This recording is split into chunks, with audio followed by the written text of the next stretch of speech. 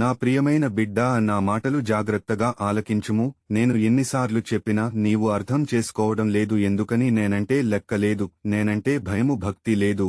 నీవు ఇలాగే ఉంటే పరలోక రాజ్యము నీవు రావడానికి చాలా కష్టం అవుతాదని నీకు అన్ని విషయాలు ముందుగానే చెప్పాను. అయినా నీవు అర్థం చేసుకోవడం లేదు. ఇప్పటికైనా పర్వాలేదు, నేను చెప్పే మాట జాగ్రత్తగా ఆలకించుము.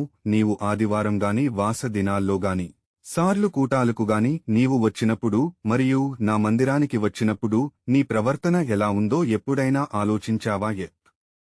ఎప్పుడైనా గమనించావా? లేదు కదా. ఇప్పుడు చెబుతున్నాను, జాగ్రత్తగా ఆలకిస్తావా? నీవు మందిరానికి గాని ప్రార్థనలకు వచ్చినప్పుడు నీ సెల్ ఫోను స్విచ్ ఆఫ్ చేసుకుని రమ్మని చెప్పాను. అయితే నీవు ఏమి చేస్తున్నావు అంటే స్విచ్ ఆఫ్ చేసుకోకుండా మందిరమునకు ప్రార్థనలకు వచ్చి కూర్చుని దిక్కులు చూస్తూ ఉంటావు. అలాగే సెల్ ఫోను ఓపెన్ చేసి WhatsApp, Instagram, ShareChat, Twitter, Messenger, Facebook ఇంకా రకరకాల యాప్లు ఓపెన్ చేసి చెడు వ్యసనాలు చూస్తూ ఉంటాడు. నీవు మందిరమునకు వచ్చినప్పుడు ఇలాంటివి చేయవద్దని పదే పదే చెప్పాను. నీవు వినడం లేదు. మీ ప్రవర్తన బాగోలేదు. బుద్ధిహీనులు అర్పించినట్లుగా నీవు దేవుని సన్నిధికి వస్తావు, దేవుని మాటలు ఆలకించవు. దుర్మార్గు పనులు చేస్తూ ఉంటావు. వాళ్లతోటి వీళ్లతోటి మాట్లాడుతుంటారు. నా బిడ్డగా నీకు తగదని చెప్పాను.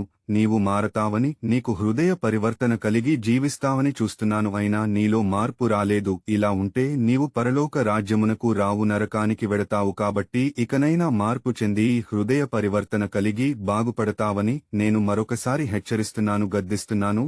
బైబిల్ వాక్యములు చదువు. ప్రసంగి గ్రంథము 5వ అధ్యాయము.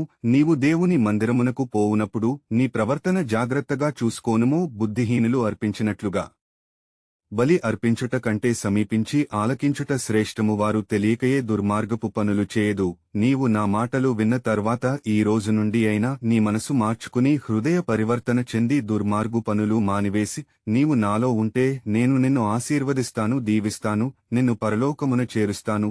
నీ ప్రభుడను దేవుడనైనా యేసయ్యను మాటిస్తున్నాను. ఆమెన్.